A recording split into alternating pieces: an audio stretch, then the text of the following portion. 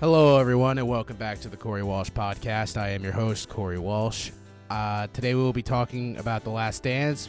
We'll be joined by Ian Lenahan as we go through our final thoughts on the last two episodes, as well as the entire series of The Last Dance. It's been really fun watching this and a great distraction for us who are really missing out on sports in our daily lives.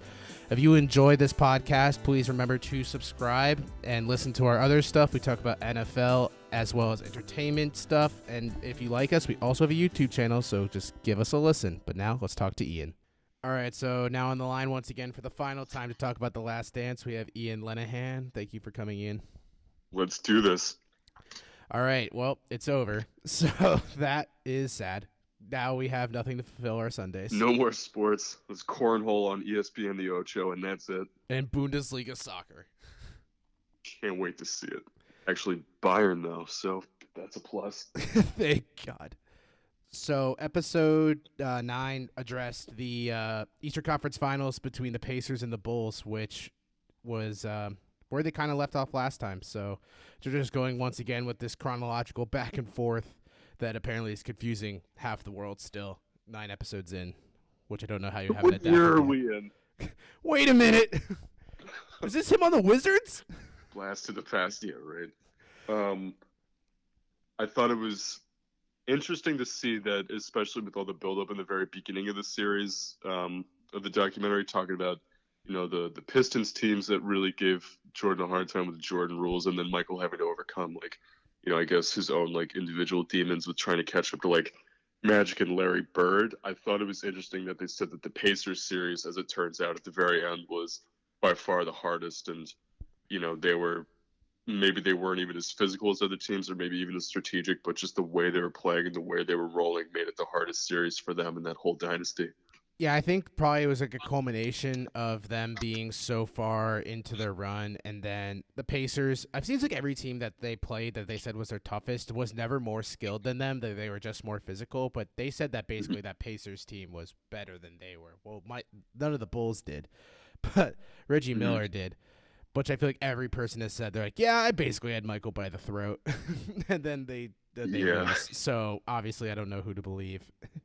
Something that I think differentiates the Pacers between all these teams too is they had such just an unwavering confidence in themselves. Every time Jalen Rose had a little cameo in episode 9, it was just unbelievable to see the things that he was saying. And I don't know, it seems like, again, going back to a team like the Pistons or maybe the Knicks before them, not to say that they weren't confident, but they had to specifically implement a certain level of physicality that they probably didn't have to think about with however many other teams in the league, with the exception of, the Celtics at the end of their run or, maybe some teams in the Western Conference. But they specifically had to do that with the Bulls. But the Pacers were already a mix of physical with, good strategy and ability to hit clutch shots. And, you have someone like Reggie Miller who's up and coming, and good role players like Jalen Rose and Mark Jackson, who I think someone had said was just one of the biggest assist masters in basketball history. They didn't have to implement anything. They just had to build off their confidence. Yeah, I felt also a thing about these, I don't know, just watching this film in general, you see the relationship that these players have. They goof around with each other off the camera, but, I know players today, everyone says they're super soft and, they just, are always just buddy-buddy on and off the court. I kind of feel like there is, a different level of intensity, I feel like, with players back then to now in terms of how they, interact. Because, if you think about the Warriors and Cavs finals series, they played each other 4 years in a row, and the only person I feel like that really embodied it was Draymond and LeBron. But everyone else was not having that same level of hate, I feel like, on the court. It was still it just didn't have that animosity, I think. I agree. I think a word that I'm definitely not coming up with, and that's been used for so many different things, but not really to describe this. I feel like 90s basketball was more smash mouth and in your face rather than, like you were just saying, you have the continuity of, say the Warriors and Cavs run at the finals a couple years in a row. Yeah, you're right. There wasn't any major bad blood that had ever it's not like there was build up to any sort of bad blood during the regular season, even though everyone knew that inevitably it would have been the Cavs and the Warriors. Those two teams weren't specifically gunning for each other, like going at each other's throats or in the media or anything. Whereas everyone wanted a piece of the Bulls and everyone wanted to knock them off. So, yeah, I think you're right. There was a certain a level of physicality in the game, but also a mental hardness, mental physicality too. Yeah, I feel like that maybe could be in part to the way that the rules and that the game is played now because of the rules. I feel like the game back then was more based on like how like mentally tough and physically tough you were because the rules allowed for so much more to happen like Mhm. physically, and the game Yeah, now is much more skill based than it is physicality. So I mean, if you're getting beat the crap out of like Michael was in all these playoff series because of the way the rules were structured and you were allowed to do it, you're going to have much more animosity towards your opponents because you're like, you just slam me into the hardwood like 20 times in one quarter. hmm But like the most you can do in today's game is just get moving, like just get picks set on you and you're just running through them. exactly. I mean, especially you look at the very beginning success, particularly of the Warriors and the rise of Steph Curry and Klay Thompson. Those elevator screens that like Zaza and Draymond were Hmm. setting. It's like, how do you get past that?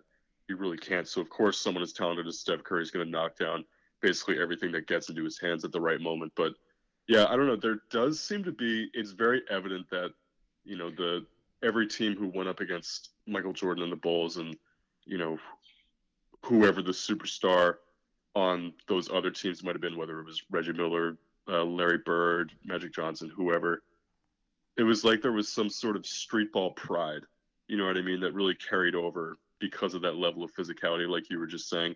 If you get knocked down, if Michael Jordan gets knocked down, then of course he's gonna come back at whoever it was, 20 times harder, an infinite amount times harder than he had before. So um, I'd say the biggest difference is that confidence and the ability to back it up and know that no matter how physical the game got, you always had to have a chip on your shoulder if you wanted to beat someone like Michael Jordan.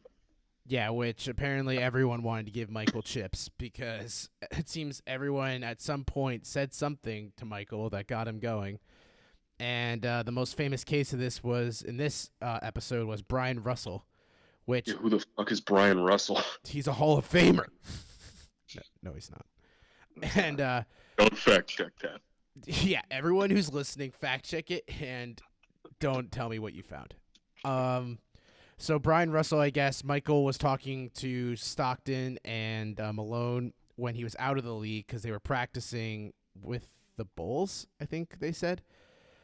And Yeah, just yeah, some sort of informal thing. yeah, and this he said that this rookie came up to him and was just like, "Oh man, why'd you leave? Like you're gonna come back though. Like you're obviously gonna come back." And Michael was just looked at Malone and was like, "Can you tell this guy to like shut up?"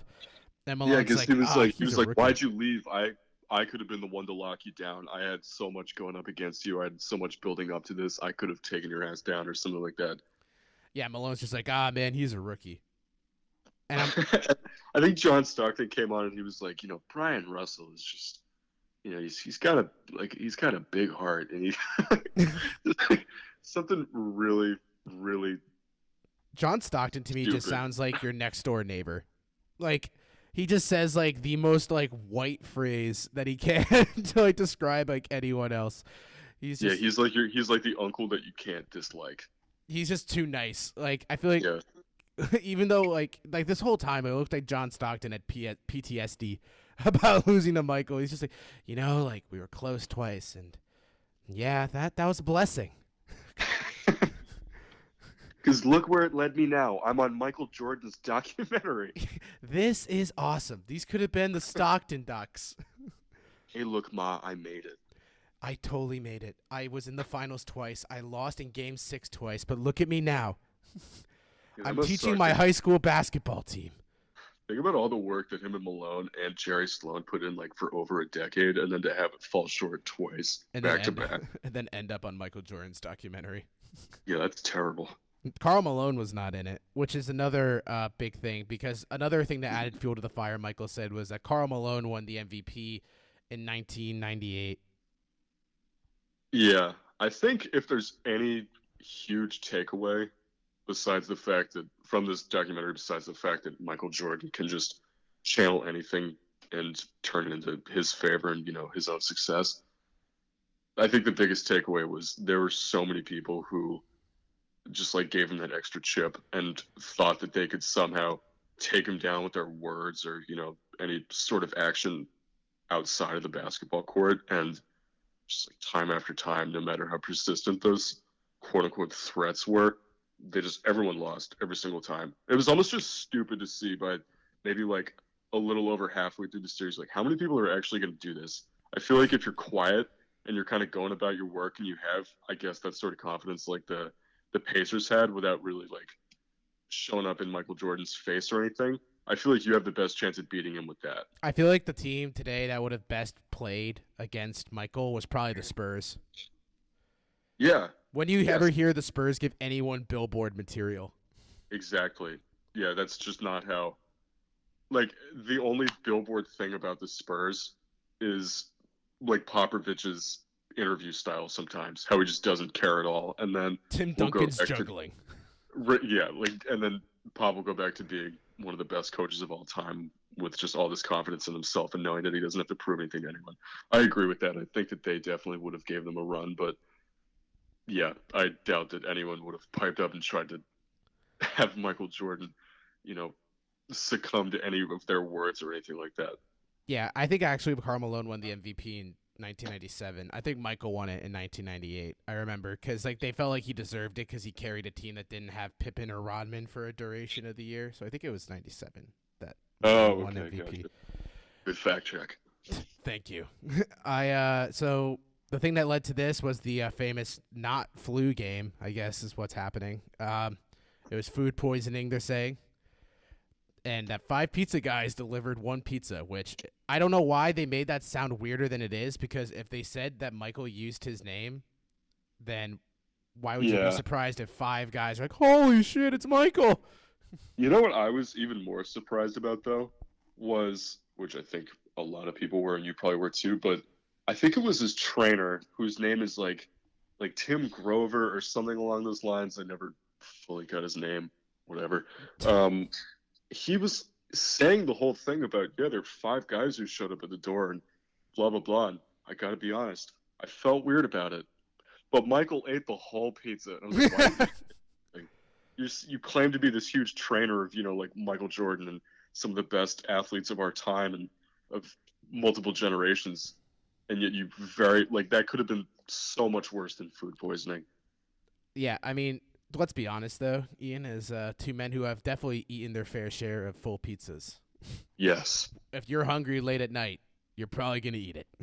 Yeah, especially when Domino's mediums are like $6. You're just going to chow down on that motherfucker. I mean, who can resist the garlic dusting that they put on that crust? I mean, let's be real. I hate the garlic dusting, though.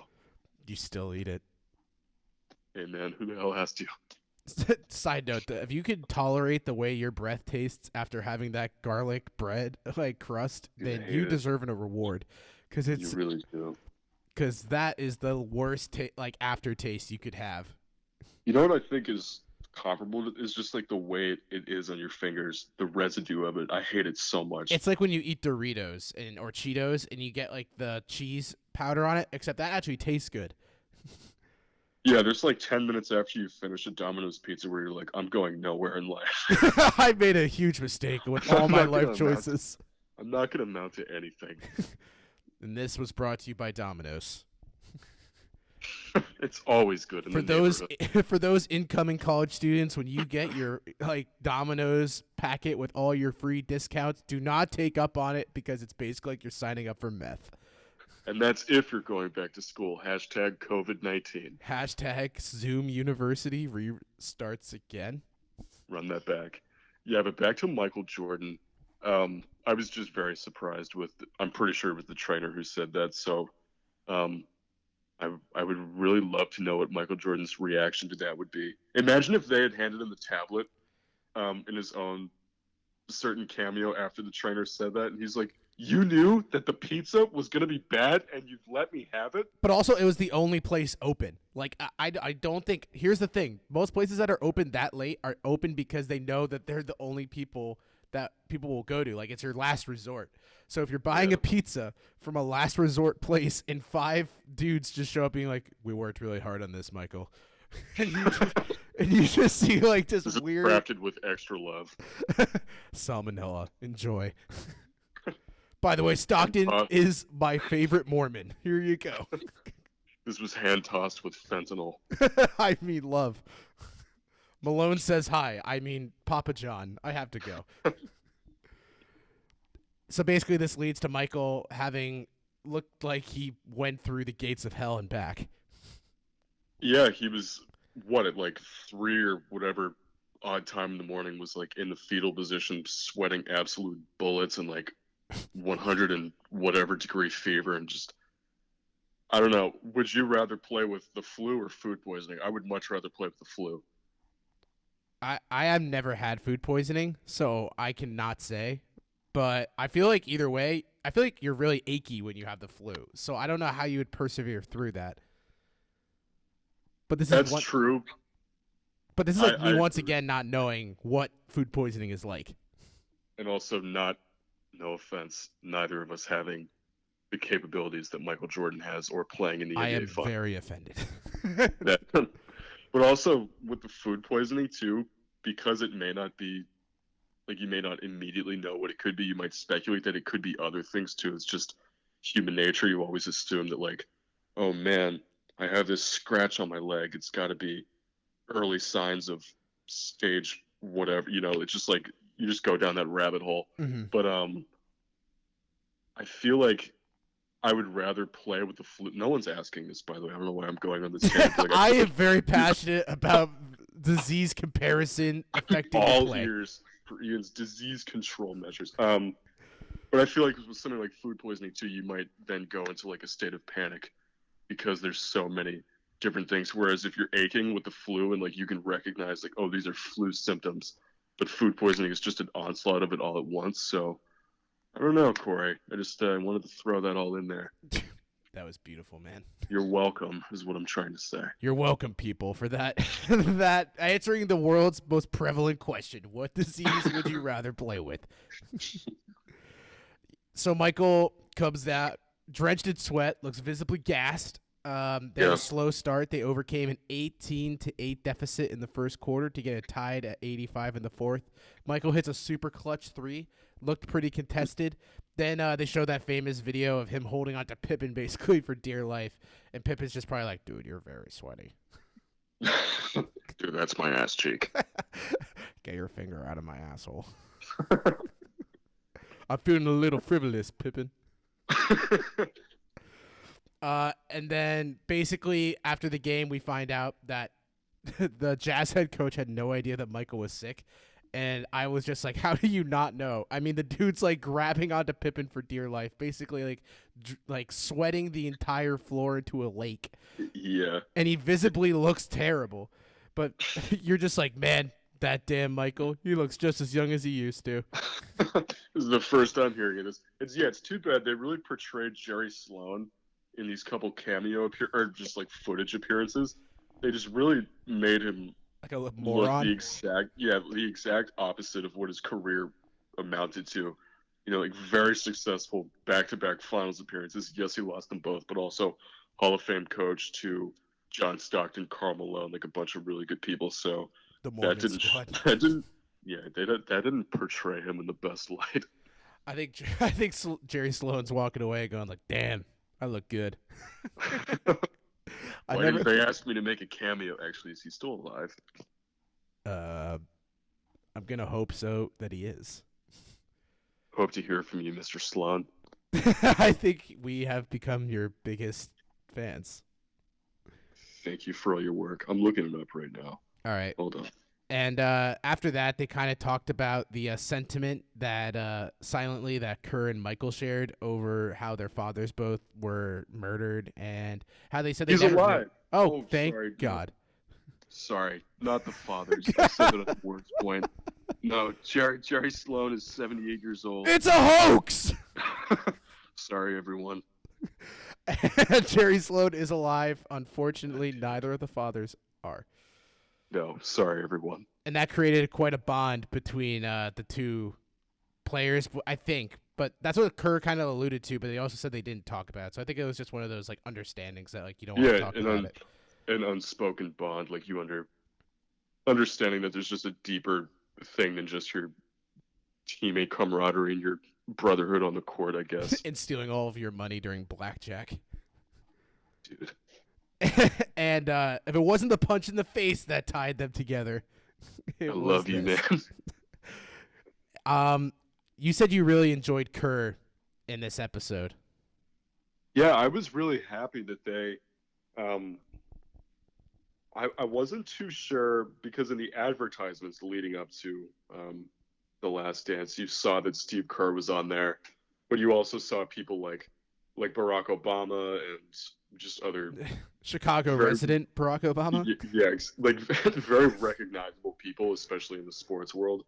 But then obviously some of those really famous figures weren't a key part, and so I was kind of wondering like, oh, is Steve Kerr going to come back and have more cameos? So I was pleasantly surprised to see that in episode 9 he got a decent chunk. It's unfortunate that the information they were disclosing was it was yours and my first time hearing it, but also it's sad that that had to be the reason that they were talking about him so much. But um, I like that it kind of showed a little bit of his evolution into what became a very iconic moment in the 1997 NBA Finals.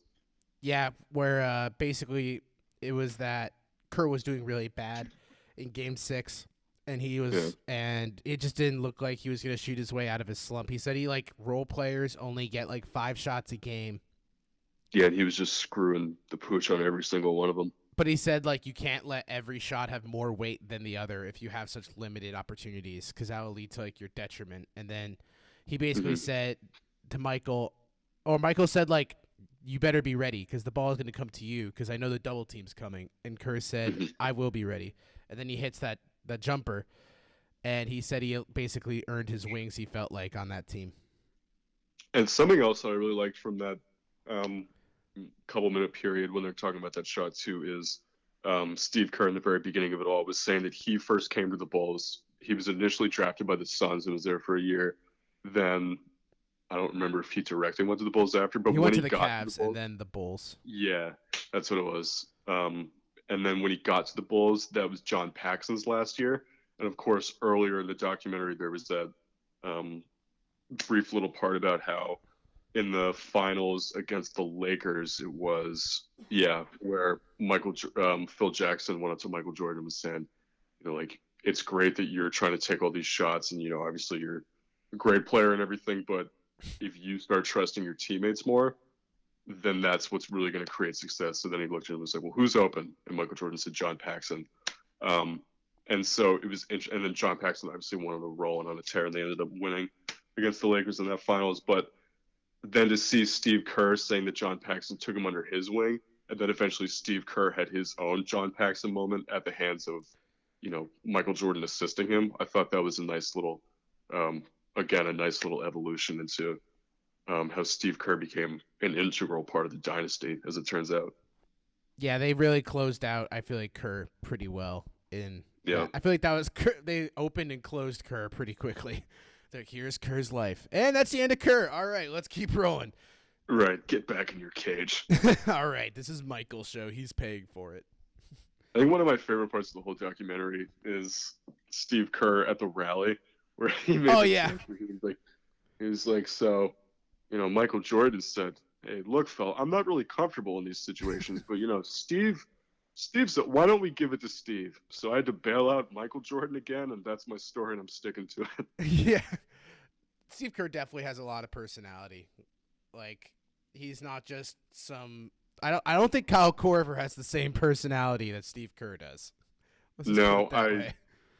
no, and I think I think someone who I okay, so I think this is where we're going to differ a little bit, but I think Steve Kerr is a great coach in today's NBA because yes, he was a 3-point specialist, but also um, he wasn't, I guess, a 3-point specialist relative to the majority of the success for the Bulls and the second three-peat.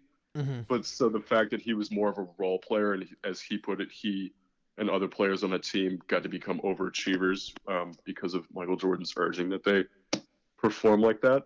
I think it's in all major sports too. I think it's people who are role players with a broader understanding of the way that, each moving part to the whole of whatever respective game they're a part of, the way that that works. I think that's what makes a really great coach. And even though he's got a very talented Warriors roster, obviously, I think the reason that he is such a great coach is because he's a player's coach, because he knows how to relate to each individual cog of the whole. Hmm. Yeah, he's like the glue. He's like the glue guy in coach form, I guess, Yeah, is the way to yeah, look at it. yeah, So the way that episode 9 closed out was that they talked about Game 7 of that Pacers Bulls series. They basically, the media does what the media always does. They're like, "This is the end." But Michael does something that no one really does, where he basically guaranteed it and said, "Yeah, we're gonna win Game 7. Like, there's no yeah, problem. We're gonna win."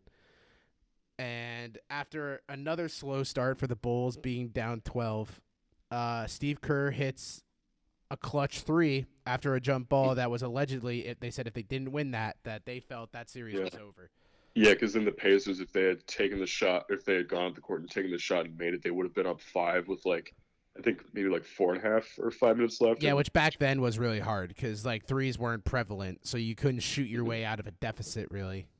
exactly. And they, spoiler alert, the Bulls won. I know that is shocking. And there wasn't, the thing that I thought was notable is there wasn't a heavy amount of Michael scoring, it seemed, in that late portion, but that could also have just been the way they filmed it. But they also said that this was due to their championship DNA. Yeah, I kind of wonder if maybe there wasn't as much of a Michael takeover because there wasn't any sort of direct influence or any sort of direct chip on his shoulder. Obviously, the media was saying, and there were different members of the media who made appearances in The Last Dance, talking about Game 7 of the Eastern Conference. Like David Aldridge was like, he said it, I think, 3 or 4 times. He was like, "Oh, I really thought this was it. I thought Game 7 was going to the Pacers, especially in the last couple of minutes. Like, I thought the Bulls dynasty was over." When And David so, Aldridge popped on, did you also want to just press the A button over and over and hope he yeah, just went away? yeah, he's the worst on 2K. I don't know if you've ever listened to David Aldridge on 2K, it's because you're not actually listening. It's because you left the room to go get a snack or something. And the demo comes on. Yeah, it's yeah, so dumb. But yeah, it was him and a couple other people, but maybe there wasn't as much of a Michael Jordan takeover at the end of Game 7, and more of a team effort because it's not like you had someone like a Brian Russell personality or anyone. And it's not even like someone like Reggie Miller, who's their best player, arguably, was even making a big fuss about we're going to take down the Bulls. They had that confidence, but I don't think they were up in his face or saying anything to that regard. So I don't know.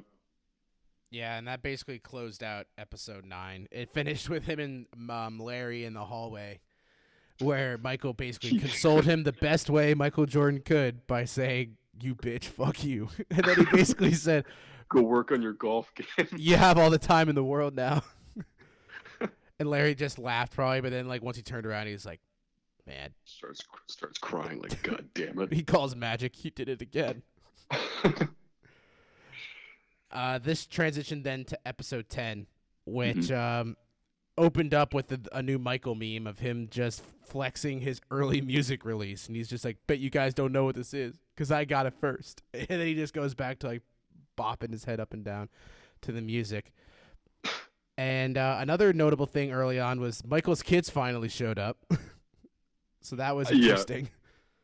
I think the documentary, maybe it's because, as maybe as odd as it could sound, maybe 10 parts, well, definitely 10 parts is not enough to completely get every single perspective on the whole experience and the triumphs and tribulations of it. You probably would need 20 episodes or more, maybe I don't even know. I don't even know if you could put a number on that, to be quite honest, but I was very surprised that his personal life didn't come more into it, with the exception of what happened with his father.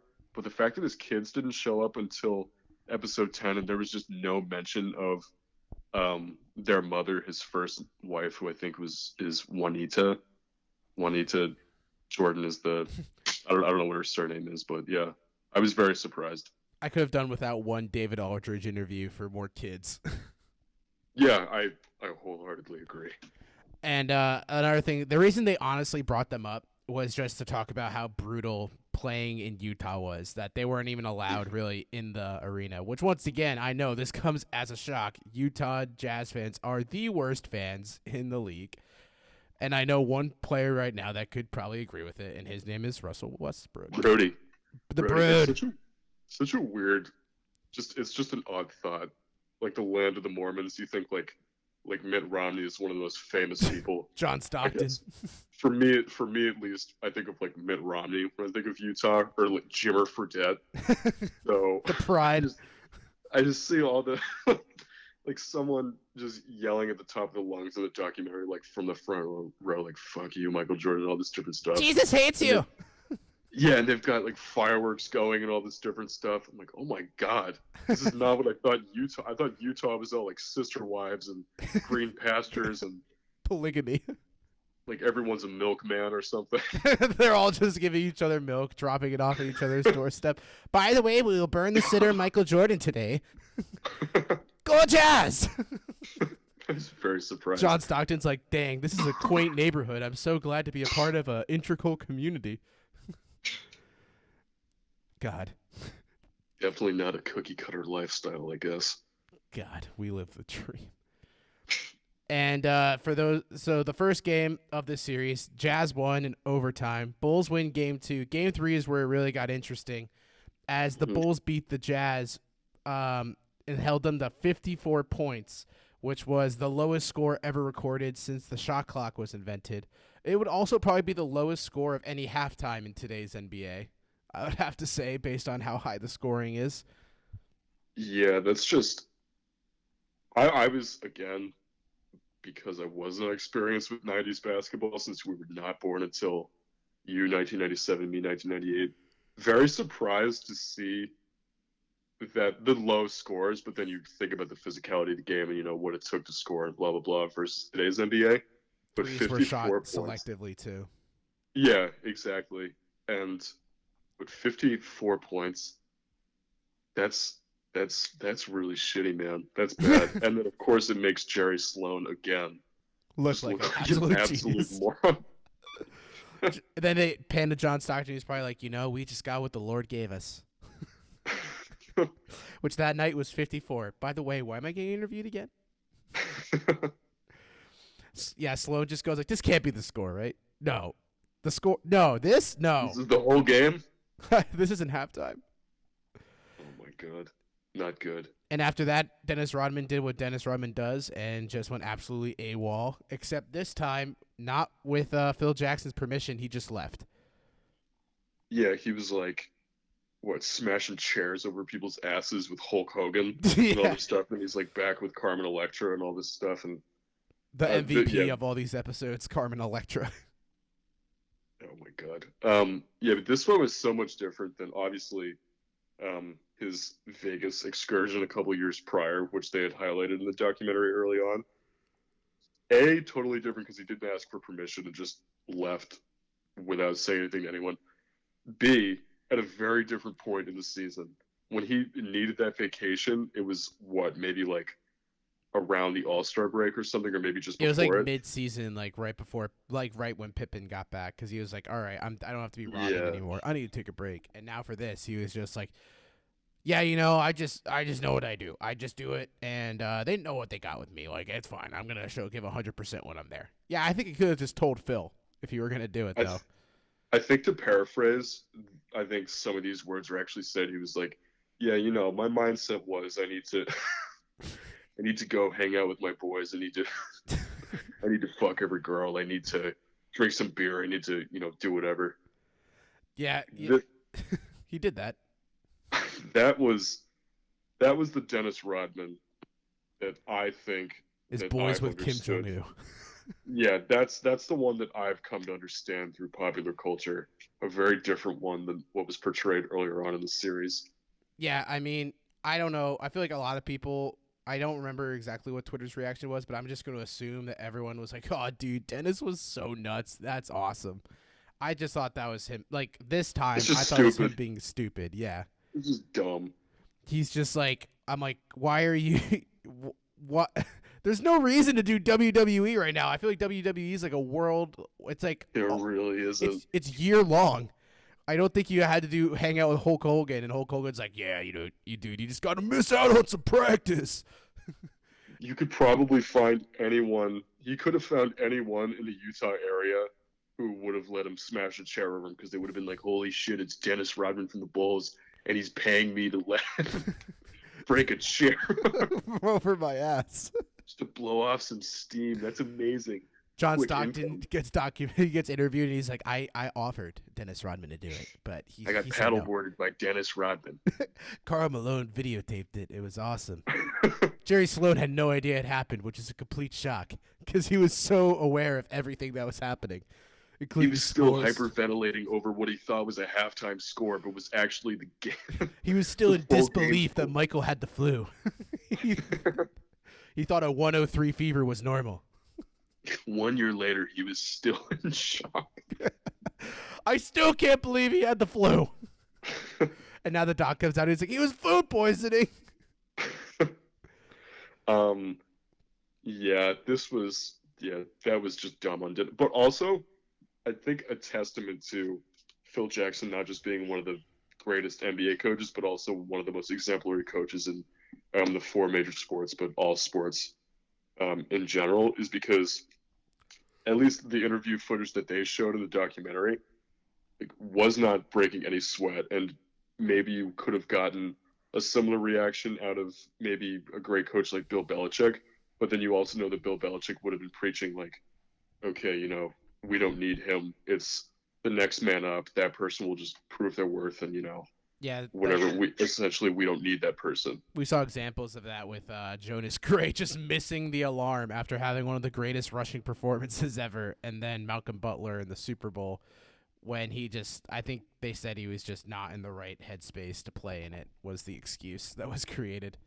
Yeah, and it's so unfortunate because you look at um, relative to their sport now, Jonas Gray and Malcolm Butler are they're virtually nobodies in comparison to other people in the league. And so I just think a testament to Phil Jackson's character as a coach and his ability to create deeper relationships off the court. Because we saw earlier on in the series too that he really took a liking, kind of like Chuck Daly with the Pistons.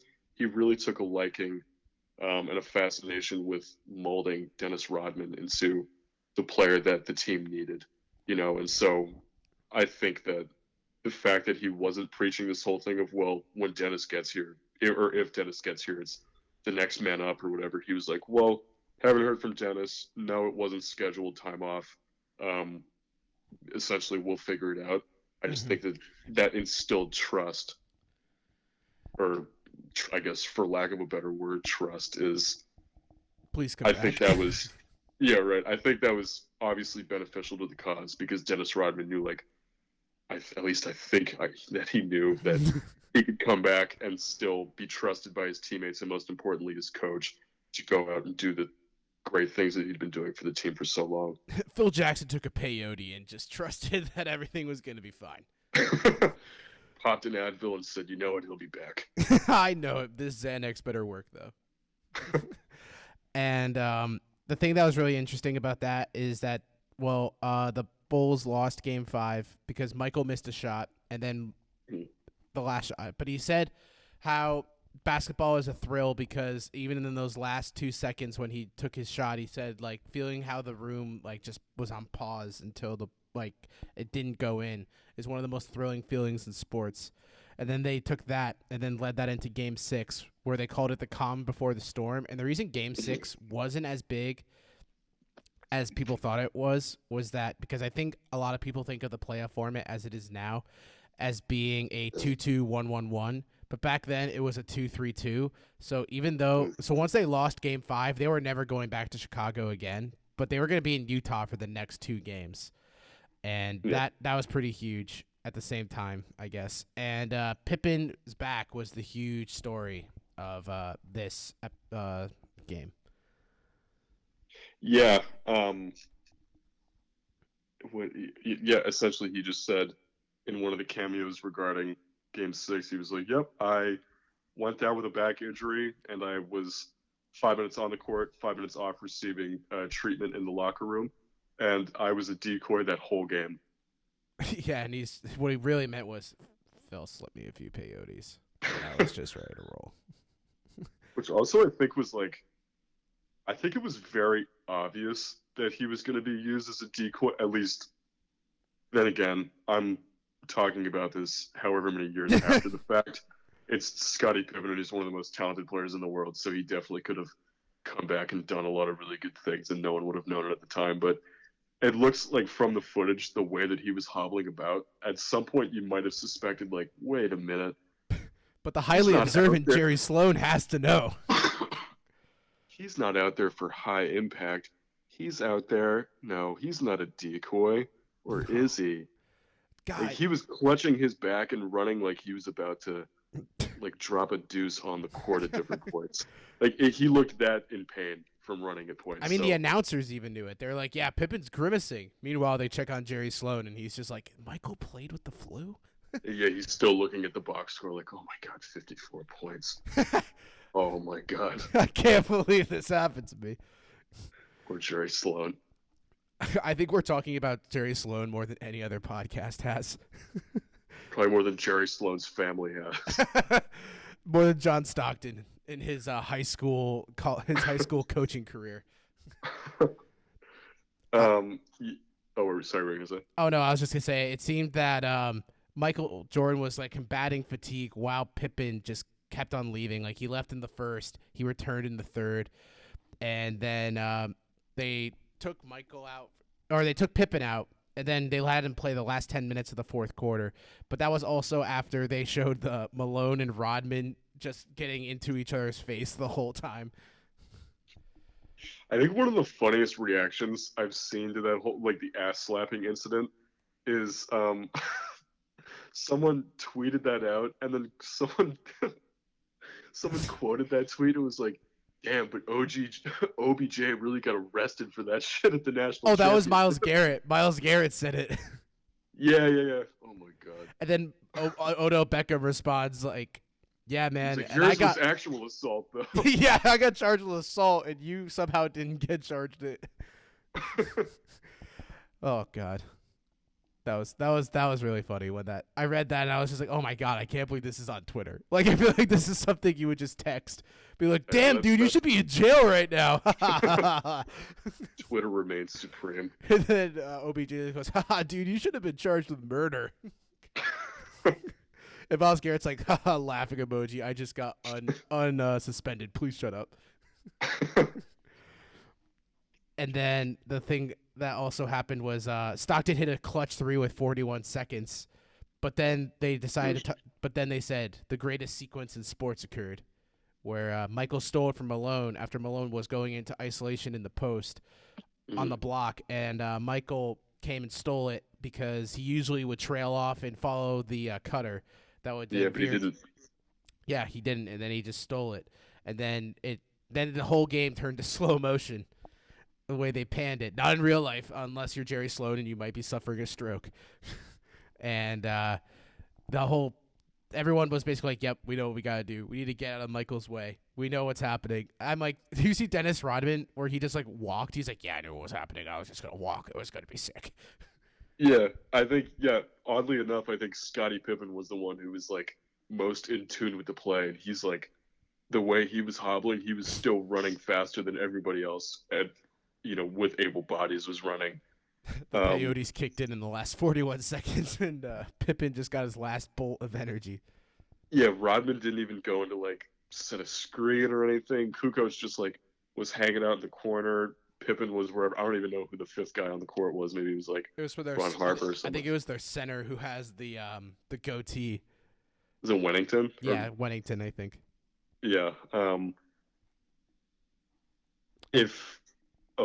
I was just gonna say really quick, if I wanted anyone's perspective of that moment, it would it would have been Brian Russell, but he did not make a single cameo in this whole thing.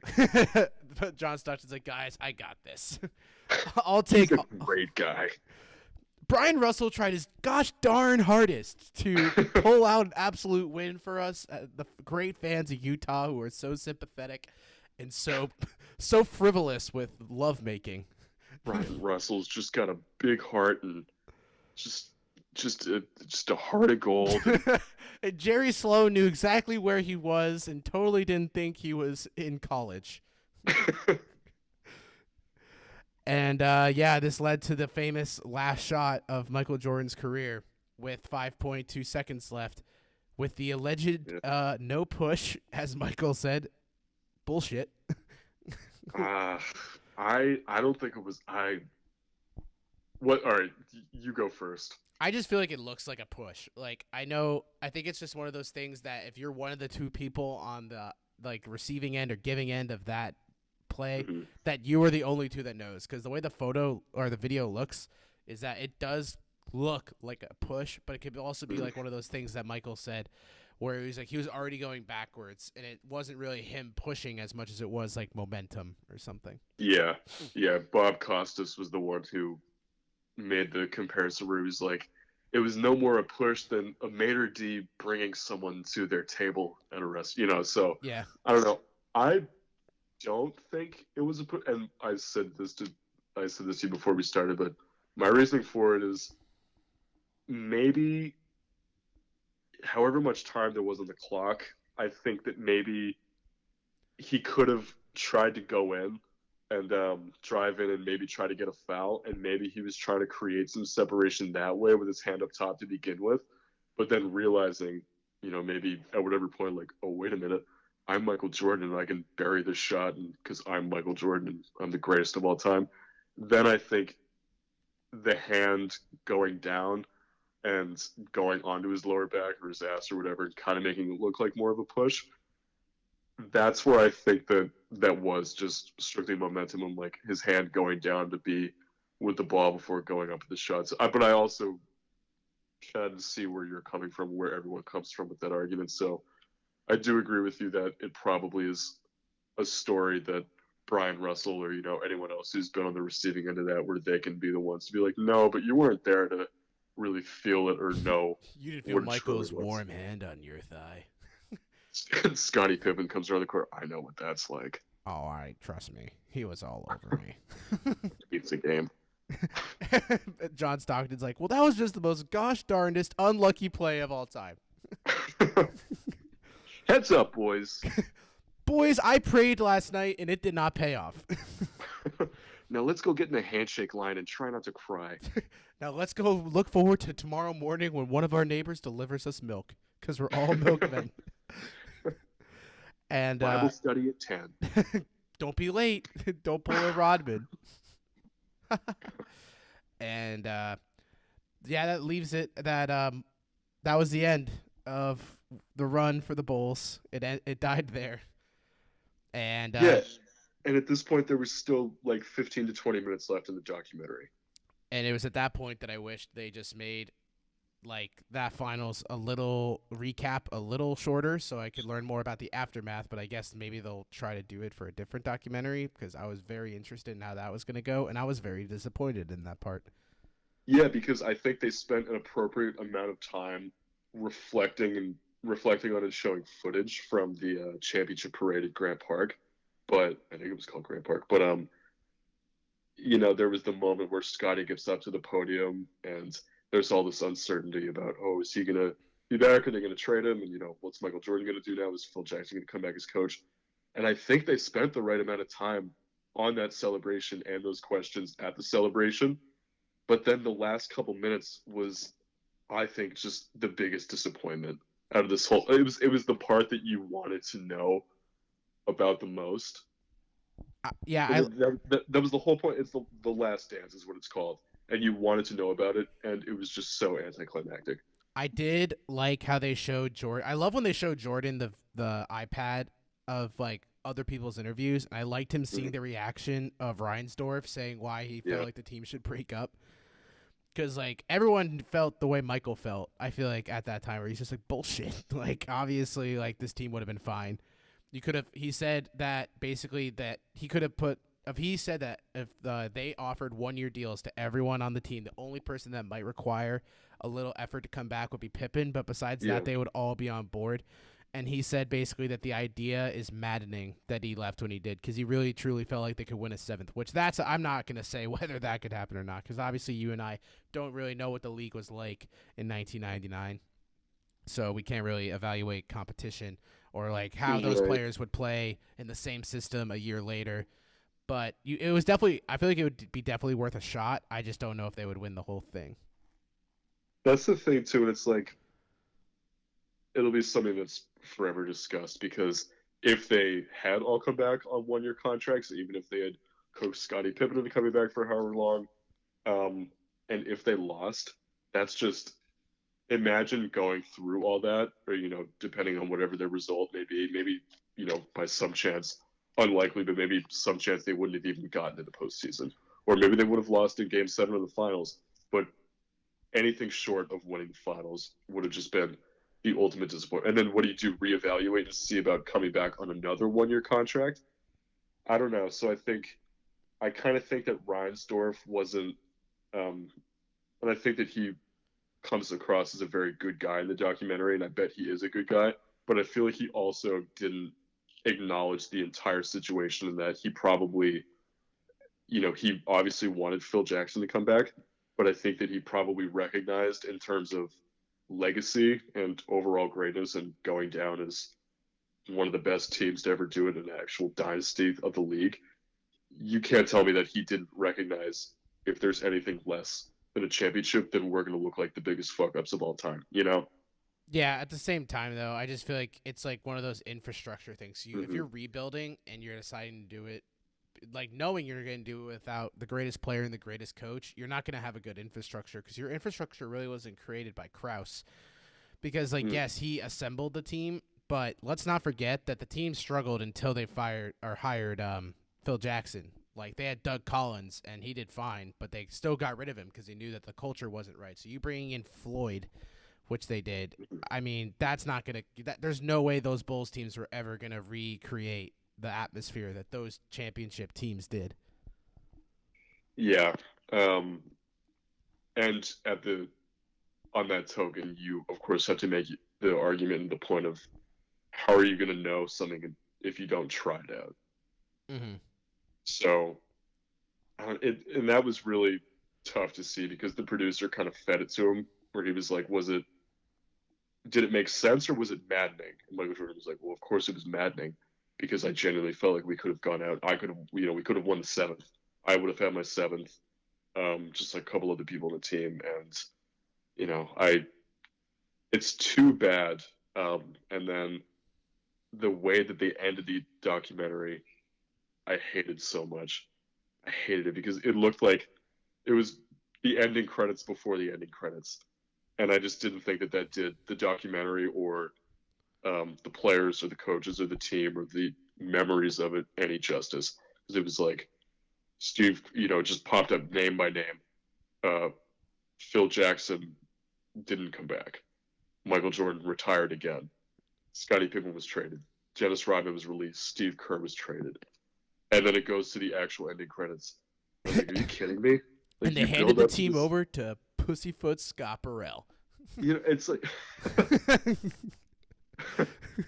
and no one's ever heard from him again. Um, He's apparently still at UConn shooting layups with Jim Calhoun. and I mean, I think especially with all this going on right now in the world with coronavirus and there being a lack of life as we knew it, but specifically in this regard, a lack of sports.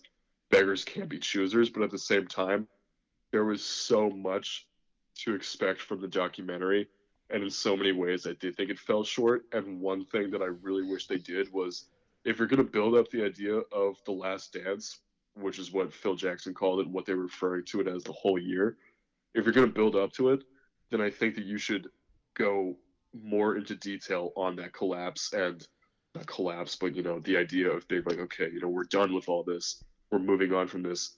They should have shown Jerry Krause in, whatever interviews he had or newspaper clips saying things about the rebuild and, about Phil Jackson not coming back. They should have shown media footage of Jordan retiring and Kerr getting traded and Rodman being released and Pippen getting traded. That's where I think it really fell short, and that kind of leaves, as good as it was and as really, really great as the last two episodes were, that just left such a bad taste in my mouth. Yeah, I too was disappointed. I feel like that's the way that we expect documentaries to be, though, is like that they're gonna show the after as part of it, and Mhm. just having it kind of be like an afterthought, like you said, was kind of left a sour taste in my mouth. Because I was definitely interested in knowing like where they went, how they did separately. Obviously, we know how Phil did, and we know Michael came back on the Wizards. But Yeah. Pippen played on the Blazers and Rockets teams that were pretty good. I really Yeah, honestly don't remember what happened to Rodman. to be And honest, I don't either. But and then Steve Kerr goes off and he goes to the wins Spurs. fourth in a row, 99 with the Spurs. I mean, so that really fell short. Yeah, so that if I had one major gripe with The Last Dance, it was just the aftermath, I guess, is where I would stand, is my major issue. And they didn't give Jerry Sloan an exit interview. Yeah, I poor Jerry.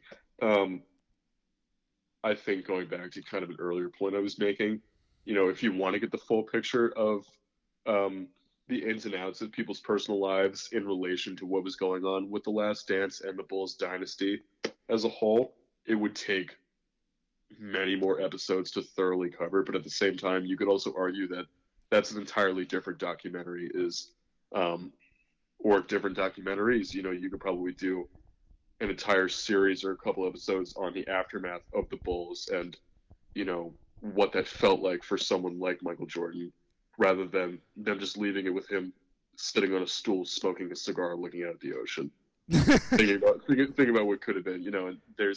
And they could have brought his kids into it or his personal lives, depending on whether or not people wanted to disclose certain information.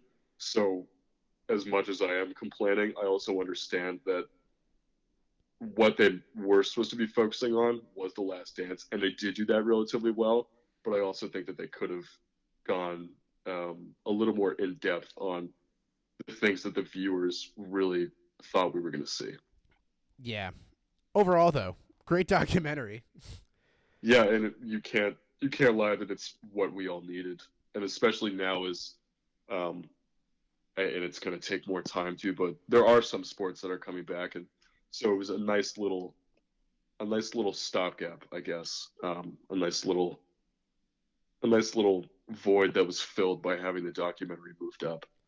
Yeah, and now we're gonna feel the real gap of not really being exposed to the sports that at least America is really looking forward to. Sorry, soccer. I know that we like you, but I don't think the whole country is panning for Bundesliga soccer to return. It's going to come back in June, though. The Belmont Stakes. Well, there's that. Yeah, that is actually pretty cool. But arguably even cooler, Corey, is the Marble League that has gained a lot of acclaim on YouTube. Oh, That was just sponsored by what the hell, John Oliver's show, The Weekly Show, whatever the hell it's called. yeah. That was he just became their head sponsor, and now it's fully funded to come back in June. Thank God. I Prayers have been answered. We will be covering that every week here on the Corey Walsh podcast. um, but now something that's interesting to think about too, and a lot of different sports media outlets are talking about it and thinking about it, is what's the next great documentary that could come out, however long that may be, maybe in the next couple of years. But like, what are some great ideas that you think could be turned into a really in-depth, well-reported documentary? I feel like it's a very cliche, but as a Patriots fan, I want to know how like the last 10 years of the Patriots have been. Because Yeah, now that Tom has left, I feel like there's so much more that I want to know about like like where it went wrong, because you read all these reports now saying like exactly when they were like it was over. Hmm. Like I just Hmm. read one yesterday. I was like, when the Tom Brady lost to Pittsburgh in 2018, he knew it was over, and I'm like, what? Oh He wow. he came back another. He came back for another year.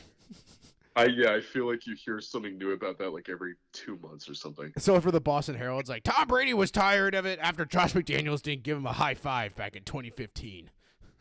Yeah, and yeah, I would also like to, because I think, especially with the way the Patriots are run too, we were talking about it earlier, but obviously the whole mantra is do your job and like next man up and all this stuff. And I think it's now time that this certain level of order and I don't want to say professionalism, but like obviously perfectionism because of the way the Patriots have succeeded in the last 2 decades or so.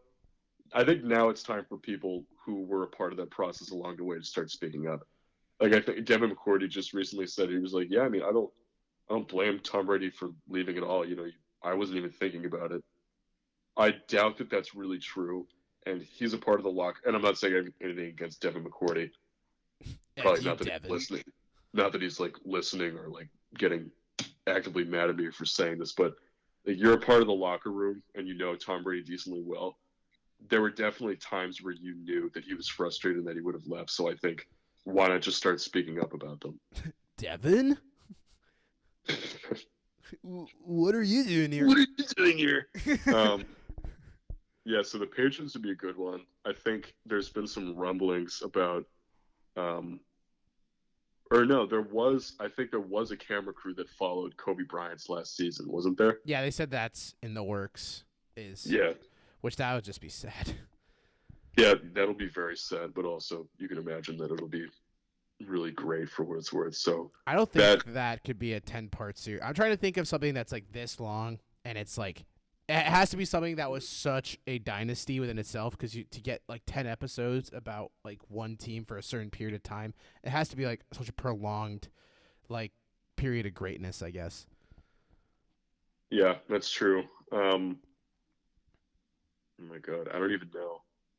I don't even, because and obviously you need to think about um, technology and you know modern contemporary sports. You know, I mean, you can definitely say that in the 2000s that there's been an increase of camera crews and production crews working with these teams and putting together all this really special footage. But you know, continued success of teams of maybe like the 80s or this the 70s or you know however far it goes back.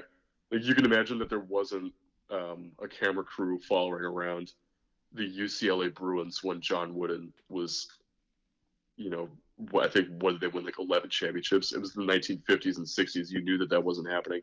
It probably wasn't happening when the Celtics were good for so long, you know, with Larry Bird at the helm. So Yeah. I don't. Yeah, maybe you're right. Maybe there aren't too many examples of a really prolonged, successful team to follow. I think that's what made this documentary special. I think that's why it was the only documentary series we've really seen that's been like 10 parts. Is Mm. because there's like the point of the documentary is not that there could be other ones like it. Like there are so few teams that achieved the level of excellence that the Bulls had. So saying that what's the next one going to be isn't the point. The point is that there are so few that there probably won't be another one like it. And I think the only team or teams, I guess, that have ever had like this type of success that are comparative to the Bulls are like the Pats, the Yankees in like early like 90s. The Red Sox not so much, I guess. Would you argue the Red Sox even have No, had that? Yeah. no, yeah, because the Red Sox were at a weird thing. They, yeah, as amazing as they have been in the 2000s, 2010s, it was every 4, 5, 6 years that they were winning, which is great, but also it's not something. And they were really shitty in a few of those years in between. You know, they finished in last place in their division a couple times, so definitely not the Red Sox. The San Francisco Giants won 3 in 5 years, but I think it's kind of the same thing of I agree with you. There was nothing, there hasn't been anything like this. This is the first of its kind. And yeah, to say that there could be something like it again kind of goes besides the point. Yeah.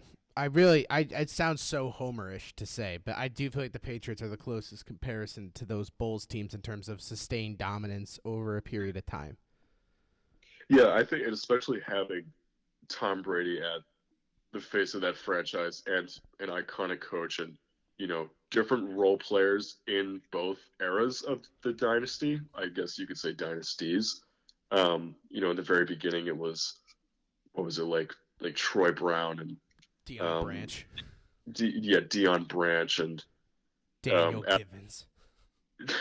Adam Vinatieri, of course, was a huge part of those, and then very different players in the second part of it, with Gronk and Edelman and like Devin McCourty in the defensive side. So, I think you're right. That would be the closest comparison.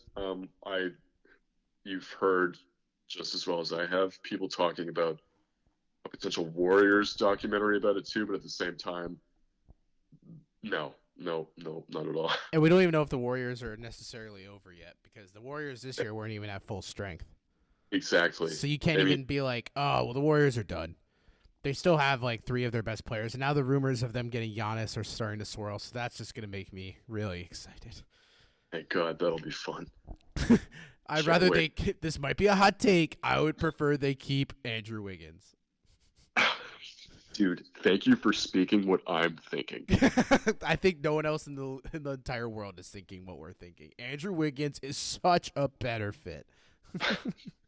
And just going off the whole documentary thing with the Warriors, it's definitely worth mentioning that, Steve Kerr is the coach of the Warriors after having such prolonged success with the Bulls and then going on to win a 4th in a row with the Spurs and then going on to be so successful with the Warriors, but also the year they broke the Bulls 72-10 record and went 73-9, they lost to the Cavs and blew a 3-1 lead.